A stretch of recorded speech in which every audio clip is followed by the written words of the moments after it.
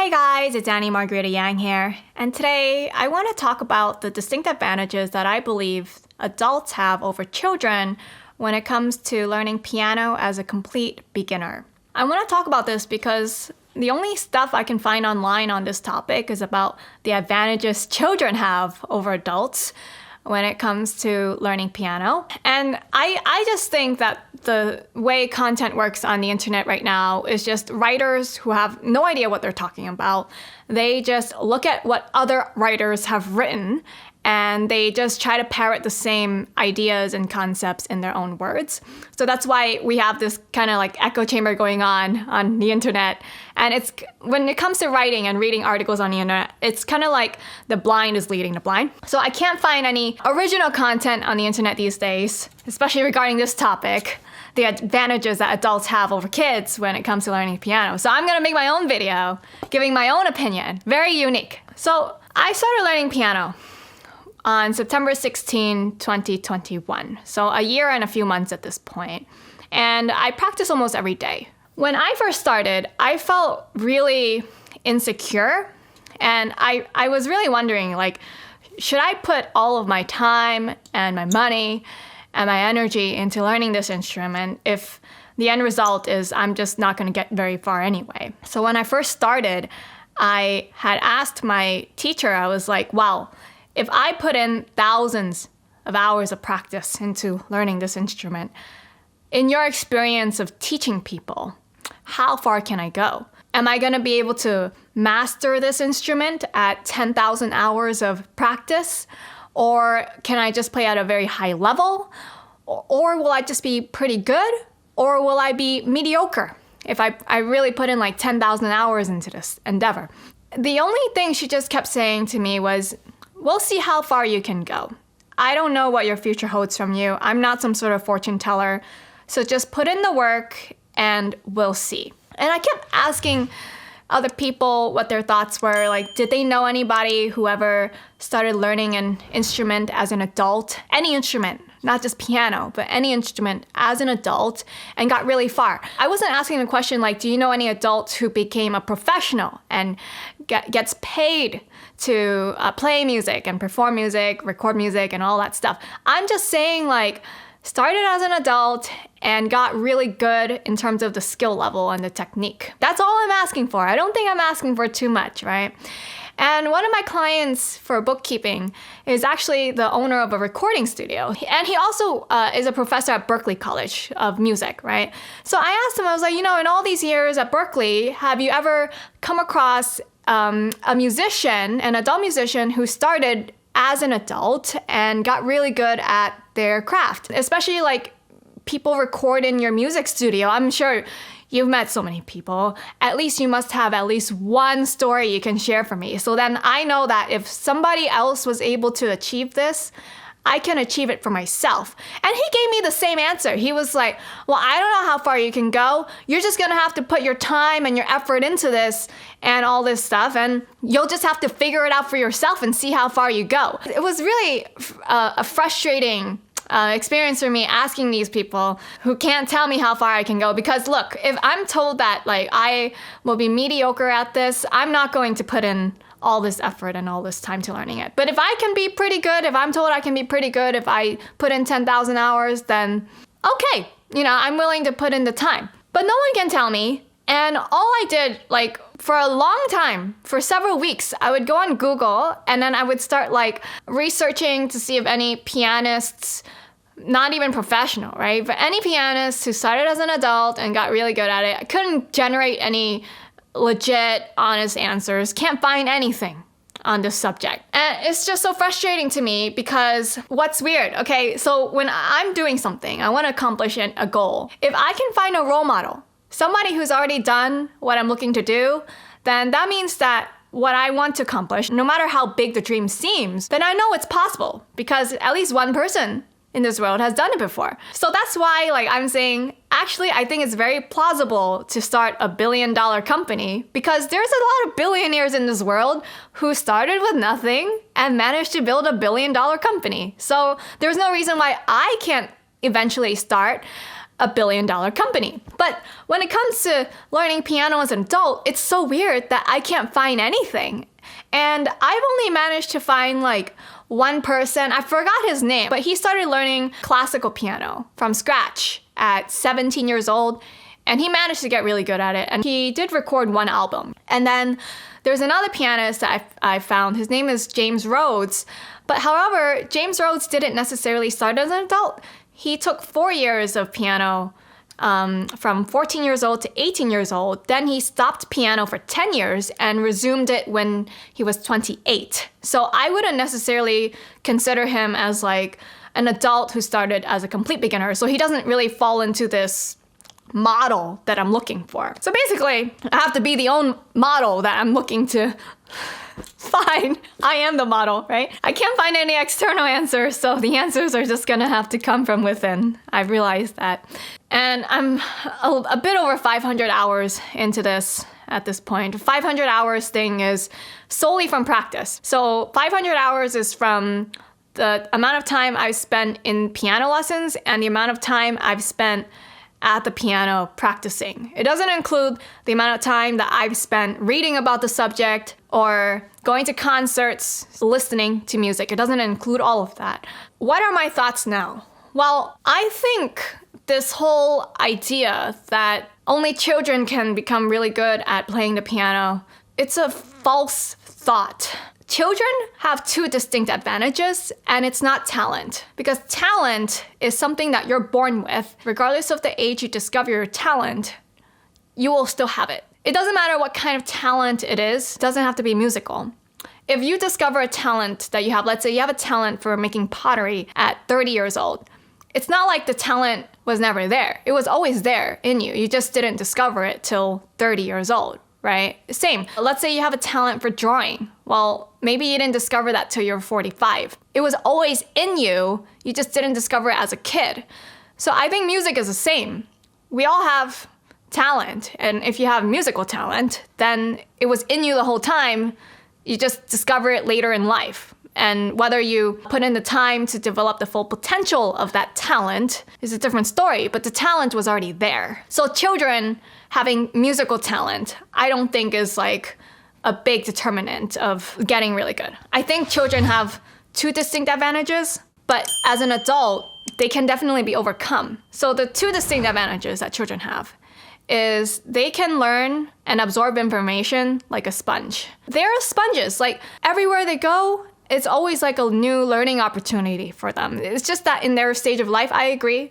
You know, the brain is forming those connections and those neurons and stuff like that. So yes, children do have an easier time learning the instrument just by the byproduct of being around it and listening to it. It's not deliberate. They just kind of absorb it like this. Same for learning language. That's why they pick up copying sounds of a language so easily. But I believe that as an adult, it's not a huge barrier for an adult to not be able to absorb information like a sponge, because I found that I have the ability to absorb information like a sponge the older I get. So the older I get and the more I learn, the easier learning has become for me. Like I have an easier time learning now at 27 in any topic than I had learning back in high school. Back in high school, the way I was learning was very much rote memorization. And now today, when I'm learning something, it's almost like everything I learn is connected to an existing idea that I've already learned in my head. And when I learn something new, I'm able to just connect it to an existing idea. So it kind of like just builds on ideas that I've already stored in my head. So I actually find learning to be much easier as an adult in any subject that I pick than I was as a kid. But this didn't come naturally. It's only because for several years, I have been very deliberate in learning new things every day, from reading more books and watching videos. Like I'm very much into deliberate learning. And if you're not an adult who's used to that, then yeah, you might not absorb information like a sponge. But this idea that adults don't learn information easily, it's fake. Yeah, so maybe for the average adult, you cannot teach an old dog new tricks, but that doesn't apply to me because I'm able to learn new tricks just like this, you know?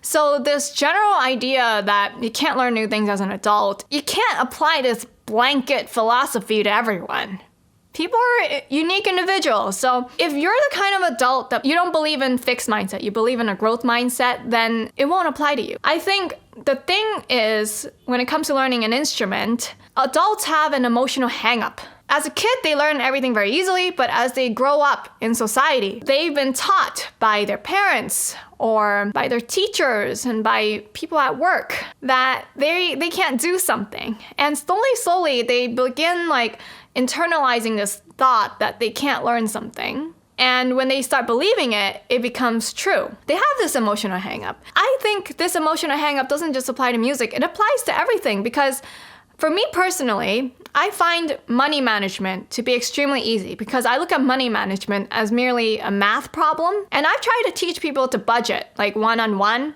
and it's a really easy math problem for me. And I tell them well, if you cut here and you spend only this much money on your groceries and you cut your electric bill like this, cut your phone bill like this, follow this plan for 2 years to a T. Follow my plan to a T for 2 years.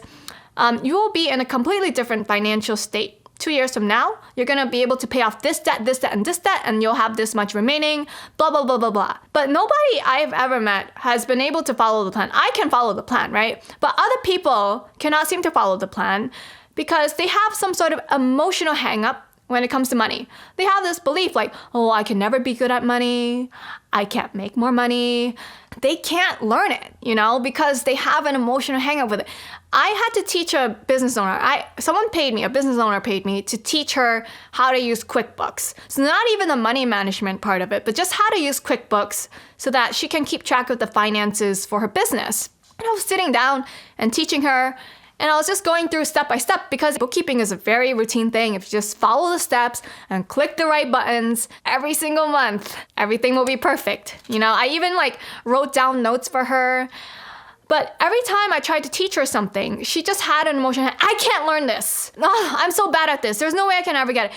And she was a really smart woman. She was actually getting it. When I was teaching her and I had her do it without me saying anything, she was actually getting it right. But in the middle of doing it, she was throwing a fit and a tantrum about why she can't do it. So that's why she couldn't learn it successfully. It's because of those emotional hangups. I mentioned before on my YouTube channel that I had hired an image coach to help me design a new wardrobe for myself because I don't know how to dress myself very well. And it's something I wasn't really good at. So I decided to go to a professional to help me out with this issue because maybe, developing your own fashion style is not innate. Maybe you can actually learn how to develop your personal fashion style, okay? Maybe it's something that you can actually develop. Even though it seems so natural for some women, it was not natural for me, but maybe it's something I could have learned, right? So I did it, and I've successfully, developed a lot of my own style now. And I told my friend about this, and she actually was really inspired watching me develop my style. She actually hired an image coach as well. The process that she worked with for her image coach was different from mine, but she was telling me that when she was working with her image coach and her had picked out some clothes together online, and the image coach put it in a box and then shipped it to her and had asked her, well, have you tried on the clothes yet? And my friend was like, yes. And, being really objective about this whole thing, well, I didn't like this and I liked this. And apparently, the image coach was surprised she even opened the box because she told my friend that actually most of the private session time that she gets paid for is in trying to teach women how to overcome their emotional hangups, because most of the women, 90% of the women, would get the box and it'll sit in the box unopened for weeks. So a lot of the time was just spent trying to convince these women to open the box, and she was getting paid to do that. My friend expressed to me that actually she was having emotional hangups. She did believe that she could not develop her own style. And she actually wanted to cry and throw a tantrum during these image coaching sessions. However, she tried her best to be totally neutral and objective about this whole thing because she was paying this woman money for her private time, and she wanted to get her full money's worth. She would be all professional during the session and get her full value's worth in her learning. But after the session was over, she would start crying. So she would start getting teary and stuff about how she can't develop her own style. But she didn't do it in front of the coach. She did it in her own time. And I think the same thing applies to learning the piano. I think if you're an adult and you have some sort of emotional hang-up that you can't learn piano because you're an adult, and you start throwing tantrums and all these fits about why you can't do it, well, then you won't get very far, because kids don't throw these tantrums.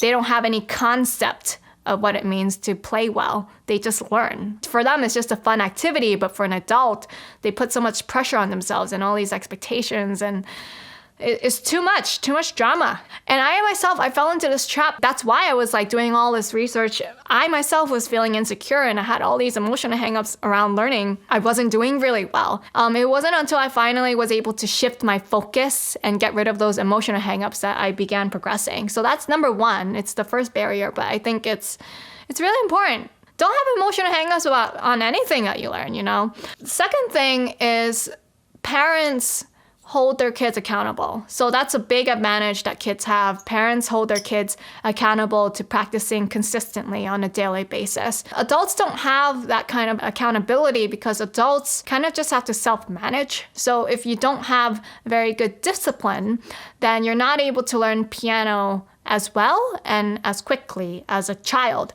However, if you have that kind of accountability in place, then you will be able to learn just as fast as any other kid would. So one of the things that I did to hold myself accountable was I kept a time diary of all the time that I spent practicing from the very beginning, because I found that adults tend to lie to themselves about how hard they worked at something or how much time they put into something. In general, any goal that an adult sets for themselves, they lie to themselves and they don't let the facts speak for themselves. So I wanted the facts to speak for themselves. I wanted to prove to myself, am I not progressing because I really am not putting enough hours, or is there something else I'm doing wrong, or maybe I'm just not good at it. Maybe it's just not cut out for me. So I really wanted to show myself, what would I be like at 500 hours? What would I be at 1,000 hours? I wanted to see the progress over time. And the only way to track that accurately was to keep a time diary. So every time I sit down at the piano, I take out my phone and then I put a stopwatch on it so it counts up. It doesn't count down. Some people like to count down. So let's say 60 minutes. So then at least once the 60-minute timer goes off, then you put in 1 hour for that day. But I count up because I like to watch the numbers go up. I don't want to just hit 60 and go I'm done for the day. I want to just keep putting in more time. But not just me keeping myself accountable, my piano teacher also keeps me accountable. I feel like she is more committed to me learning piano than I am to me learning piano. But I am grateful for her accountability. The way I found her was through mutual acquaintance, right? Well, acquaintance to me, but friend to her. And I had emailed this acquaintance. I never met this guy, purely had only one phone call with this guy as a client for the company that I work for. And I just said in the email, do you know anybody in this music industry in the Boston area who is a great teacher, who is very much committed to my success as I am to my own success? Because there are piano teachers out there who are really good at teaching, but I feel like if the teacher is not really 100% committed to watching you succeed, then you won't succeed. Because I remember there's this psychological experiment. A class was split into two groups randomly, and the teacher was told that one group was just average and the other group had higher IQ and were more intelligent. And this was totally randomly assigned, but the teacher didn't know that. And then after however long, I don't remember how long, the kids who were assigned to the group with the higher IQs were scoring better on exams. So the only difference was the bias that this teacher had about the kids. If the teacher believed that the kids would do better, then the kid did do better, right? So I really wanted a teacher who did believe that I can do better. Because if the teacher doesn't believe I can do better, then the teacher is not going to push as hard. So I think that's really important. It's important to not just get a teacher who just wants to make some extra money off of you, but a teacher that actually believes in you and is willing to push you very far. And my teacher is constantly pushing me. I'm always feeling uncomfortable. There's like never a time when I feel completely settled. As soon as I learn something, she just assigns me something brand new and I'm back to feeling totally uncomfortable. And I hate that feeling, but that's just how it is. And when I say commitment, here's what I mean. So 3 weeks ago, I was in New York City for a concert at Carnegie Hall. Whenever I go to New York, I don't stop my practice. I still practice, even though I don't have a piano at my parents' place. I pay by the hour at a piano rehearsal studio just so I can get my practice in. But the studio has closed down, so I no longer have anywhere to practice in when I'm in New York City. And I told my teacher this, like, hey, this time when I'm going to New York City, I won't have anywhere to practice. And then she offered to give me her keyboard to practice on for free. So she gave it to me when we were both in New York. We exchanged the keyboard and put it in my mom's car, and I was able to practice on the keyboard when I was staying in New York. And then 2 weeks later, she tells me that she has jury duty on the Thursdays that we normally have lessons. So that Thursday, she couldn't make it. And I block out the entire Thursday for her. And I said, it's fine, we don't need to have a lesson this week. But she was like, so insistent on having a lesson with me once a week. Even though she has all these other students that she could teach, she doesn't necessarily have to put in the time for me. I mean, she has so many people she could be teaching. She moved her schedule around on Friday, the next day, just so that she could teach me and that I won't miss a single lesson on our weekly thing. A few weeks back, I was sick. I had a cold and I couldn't make it to the Thursday lesson. The only reason I would miss a lesson is because I'm sick. I don't miss a lesson for any other reason. I was sick on that Thursday, but by the end of Friday, I was feeling better. And so she had scheduled a lesson for me for that Saturday. So she was really like committed to me not missing a single lesson once a week. Just a few days ago, my building didn't have heat or hot water. And I told her, hey, I don't have heat or hot water. I'm going to have to stay at a hotel for about 2 days this week. I won't have access to a piano to practice on because I won't be home. That means that I'm only going to be able to practice so that was Saturday and Sunday. I'll only be able to practice Monday, Tuesday, Wednesday. And that's only 3 days of practice. And I asked her, if I only have 3 days to practice, what should I focus on this week since I can't get 5 in? She was like, no, you can get 5 days of practice in, you can sleep in the piano studio. So I slept in her piano studio and was able to get my 5 full days of practice in for the week. She's really committed, right, to me learning the piano. And I just feel like not many adults have the same kind of commitment from their teachers, which is why they won't be able to progress as well as a kid would.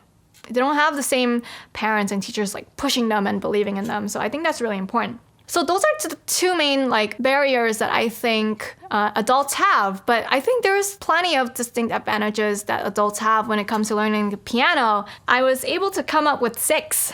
If you really took all these 6 reasons and you really believed in them and you really applied yourself, then you can really go far. The first one is, as an adult, you have the ability to seek information from multiple sources. A kid taking piano lessons, they only have their piano teacher as a resource and maybe a few books that have been dumbed down to their reading comprehension level. But as an adult, you have multiple sources that you can consult when it comes to learning the piano. Your teacher doesn't have to be your only resource. And that's a great benefit because if you're not understanding a concept, then you have the ability to find another way to learn it if your teacher didn't explain it to you well enough in a way that you could understand. Or a technique that you have trouble with, maybe your teacher tried to explain it to you and you're kind of getting it, but it's not completely solid for you, then you can consult videos, right? So you have the ability to do that. A kid can do that as well, but I feel like an adult can just do it so much better because we have more analytical and logical reasoning and the reading comprehension is fully fleshed out. Number 2 is you're doing it because you're not forced to do it. Many of these pianists that I find to be really good, I'm finding out that they started when they were 3 years old or 5 years old, and they're amazing today. But it really makes me wonder, would their life be like that if their parents didn't push them? One of the great benefits of learning as an adult is nobody pushed you to do it. Your parents didn't push you into this. You decided on your own. And there's a lot of joy in doing that because I found that not just when it comes to piano, but anytime a kid is pushed by their parents to go into something, what if the kid could have excelled in something else, but never had a chance to really explore other potential life paths or interests simply because their parents have pushed them to do something since they were 3 years old? What if there was a different path that was better suited, but they never really took the chance to or the time to discover that because they feel comfortable doing something simply because they've always been doing it, which is playing piano since young. So it's actually like a great benefit to learn something because you want to learn it, not because your parents wanted to learn it. It's a great joy, actually. There's this book that I read. It's called Wired for Music.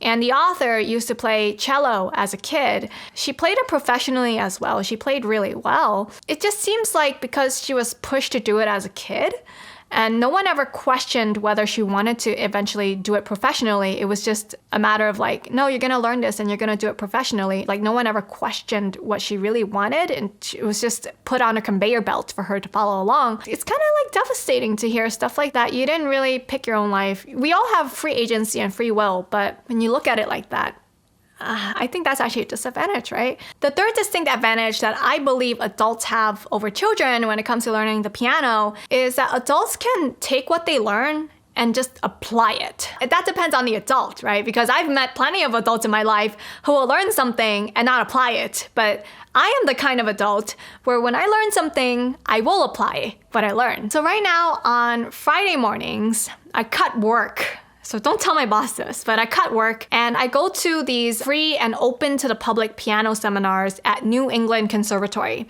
New England Conservatory is one of the top music schools in the United States. This seminar is really good. You know, I learned a lot of things at this seminar, and a lot of the things that I learn, I take notes on in class, and I'm going to apply them to my own piano playing. I remember the first day I took this class. It was actually a marketing class on how to market yourself as a pianist after you graduate from college. Because, you know, you could be crazy good at your craft and not get anywhere. You won't make a living if nobody knows about you, what you do. It's a really good class. And actually, this lecture in particular was taught by this piano duo called Anderson and Rowe. I was so surprised to see that Anderson and Rowe was teaching this lecture because I actually know them. They're very famous. I'm a complete beginner when it comes to classical piano, but there's this Mozart sonata for two pianos that I saw that I was so impressed by. And it was also by Anderson and Rowe. I saw that before the class, before I even knew about them. So when I saw that they were teaching this, I was like, oh my God, you know, I'm really excited by everything that they have to share because they're really successful. And you want to learn from people who are really successful. You want to learn what their secrets are. And this was something that you won't find from them anywhere online. It's private. It was only available in that class. So I had this wonderful opportunity to sit there and learn and take a lot of notes on how they did it. The information was just a goldmine. How they used their social media, how they edited their videos, how they get their fans super excited to go to their next concert. And I was taking notes. I'm in the front row seat and I turn around. 80% of the class was on their phone, texting and playing video games. This was like one of the best classes I've ever taken in my entire life in general. Not just in piano, but like in general, it was such a good class on marketing from real professionals who have done it themselves. And these 18 to 22-year-olds have no idea the gold mine that they're sitting on. They're paying tens of thousands of dollars to attend this school. They're paying all of this tuition so that they can develop themselves as a musician. But they're not paying attention in the class that's really important on how to market themselves after they graduate. It doesn't make any sense to me, you know, but maybe that's just one of the advantages of being an adult. You know, you have the wisdom to know that, you know, you learn something, you got to apply it if you want to be successful. These people, they're 18 to 22 years old. They've been playing piano since they were 3 years old, since they were 5 years old. And they're not getting it, you know. My friend, I told this story to my friend and she said, you know what? Youth is wasted on the young. And it's true. Youth is wasted on the young. The fourth thing is the ability to persist and push on when something doesn't come easy. Especially for people who learn things really easily, like if you're naturally gifted or talented at something, you keep relying on that giftedness or that talent that you have to always and continue learning something really easily. And that comes with progressing in piano as well. However, at some point, you can't ride on that. Like you can't ride on just talent alone. At some point, I don't know what point that will be, but at some point in the journey of progressing in your piano skills, you're gonna hit a roadblock where talent is not just going to cut it. You're going to have to actually practice and work hard on overcoming the challenge that you're experiencing to get better. Otherwise, you're just going to stay at that plateau. But people who are just so used to never working hard for something, they will feel like really depressed. They don't have the persistence to just keep going on, and they will give up really easily. I have found this because I have met a lot of brilliant people, not just when it comes to piano, but like the people I went to high school with, so many of the people I went to school with, they were so brilliant, so much smarter than me. I have met so many people in my life who are much smarter than me, but in terms of the career trajectory, they haven't gone as far as me in the same time frame because they've relied only on their intelligence to get them along. And at some point, intelligence will plateau. Like at some point, hard work and persistence and being able to stand back up when you fail at something is going to have to take you to where you need to go. So that's why we have in life all these C students who end up becoming an A student's boss. We hear those kinds of jokes.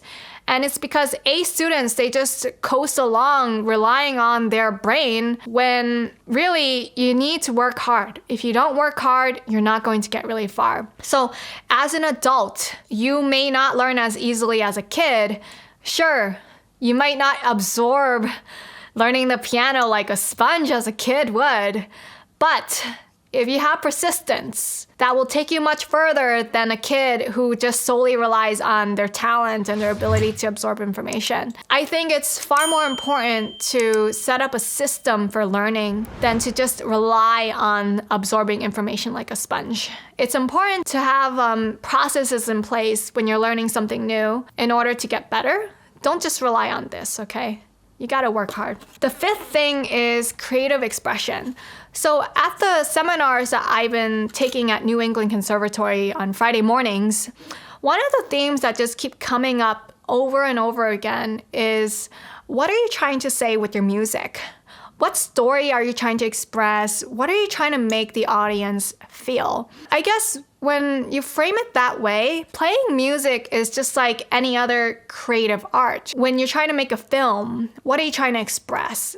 When I make a new YouTube video, when I have a message to share from people, what is the core message that I want people to take away with? When you write a book, what is it that you're really trying to tell the reader? So the same thing, I have found this concept that I'm learning at New England Conservatory applies to playing the piano as well. And I think these kids, they might learn technique extremely well. They have the advantage of learning the technique really solidly over an adult because they've been doing it for more than a decade. But when it comes to creative expression and asking yourself, what are you trying to share with this music? What are you trying to make people feel? That's experience that kids just don't have. When it comes to these kinds of things, there's just no replacement for the life experience that an adult goes through. If you're trying to express the emotion of heartbreak, can a 10-year-old express heartbreak properly versus, a grown man who has been married for 20 years, found out that his wife has been cheating on him, his entire life falls apart, his kids have been taken away from him, and he's getting divorced. There's just no replacement for that real world experience